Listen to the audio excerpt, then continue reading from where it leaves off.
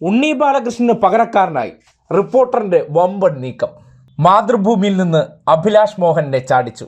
ഉണ്ണി ബാലകൃഷ്ണൻ അപ്രതീക്ഷിതമായിട്ട് യാതൊരു മുന്നറിയിപ്പും നൽകാതെ ഒരു സുപ്രഭാതത്തിൽ റിപ്പോർട്ടർ ചാനലിലെ മീറ്റ് ദ എഡിറ്റേഴ്സ് പരിപാടിയിൽ നിന്ന് ഇറങ്ങി ഒറ്റ പോക്കായിരുന്നു. ആ ശൂന്യത എങ്ങനെ നികത്തും എന്നതിനെ സംബന്ധിച്ചുള്ള ചർച്ചകൾക്കൊടുവിൽ അവരുടെ തിരച്ചിൽ ചെന്ന് അവസാനിച്ചത് മാതൃഭൂമിയിലെ ഏക മുഖമായിട്ടുള്ള അഭിലാഷ് മോഹനിലേക്കാണ്. ഇതോടെ സംഗി ചാനലായിട്ടുള്ള മാതൃഭൂമിയുടെ കട്ടയും പടവും മടങ്ങുന്ന അവസ്ഥയിലേക്ക് കാര്യങ്ങൾ എത്തിയിട്ടുണ്ട്.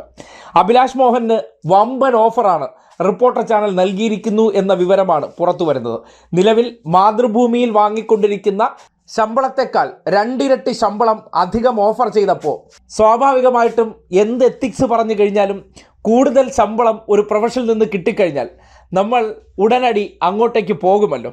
കാര്യം ആദർശങ്ങളോടൊപ്പം തന്നെ നമ്മുടെ സാമ്പത്തിക സ്ഥിതി പ്രൊഫഷണൽ പരമായിട്ട് ഉയർത്തുക എന്നുള്ളത് ഏതൊരു വ്യക്തിയുടെയും ഉത്തരവാദിത്തമാണ്. ആ നിലയ്ക്ക് നോക്കുമ്പോൾ അഭിലാഷ് മോഹന് പിന്നീട് തിരിഞ്ഞും പിരിഞ്ഞൊന്നും നോക്കേണ്ടി വന്നില്ല. നിലമ്പൂർ ഉപതെരഞ്ഞെടുപ്പിൻ്റെ ഇടയ്ക്ക് തന്നെ മാതൃഭൂമിയിൽ നിന്ന് അഭിലാഷ് മോഹൻ വിടവാങ്ങുമെന്നുള്ള വിവരങ്ങൾ പുറത്തേക്ക് വരികയാണ്. കഴിഞ്ഞ ദിവസമാണ് ഉണ്ണി ബാലകൃഷ്ണൻ റിപ്പോർട്ടർ ചാനലിൽ നിന്ന് പുറത്തേക്ക് പോകുന്നത് വലിയ ചർച്ചയായി മാറിയത്.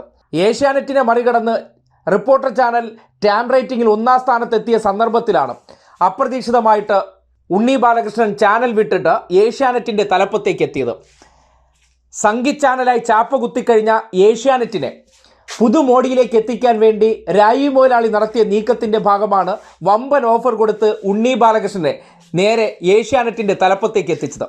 മുൻപ് ഏഷ്യാനെറ്റ് ജീവനക്കാരനായിരുന്ന ഉണ്ണി ബാലകൃഷ്ണൻ ശക്തമായിട്ടുള്ള സംഘപരിവാർ വിരുദ്ധ നിലപാട് സ്വീകരിച്ചെങ്കിലും അവിടെയും വമ്പൻ ഓഫർ കിട്ടിയപ്പോൾ തൻ്റെ നിലപാടുകൾ മാറ്റിവെച്ച് പ്രൊഫഷണൽ വൈസ് തനിക്ക് കിട്ടുന്ന സാമ്പത്തിക മെച്ചത്തിൻ്റെ പിറകിൽ ഉണ്ണി ബാലകൃഷ്ണനും കടന്നുപോയി. എന്നാൽ അഭിലാഷ് മോഹനെ സംബന്ധിക്കുന്നിടത്തോളം മാതൃഭൂമിയിൽ നിന്ന് റിപ്പോർട്ടർ ചാനലിലേക്ക് ലഭിച്ചിരിക്കുന്ന ഈ ഓഫർ അതൊരു പക്ഷേ കരിയറിൽ കൂടുതൽ ഗുണകരമായി മാറത്തേയുള്ളൂ.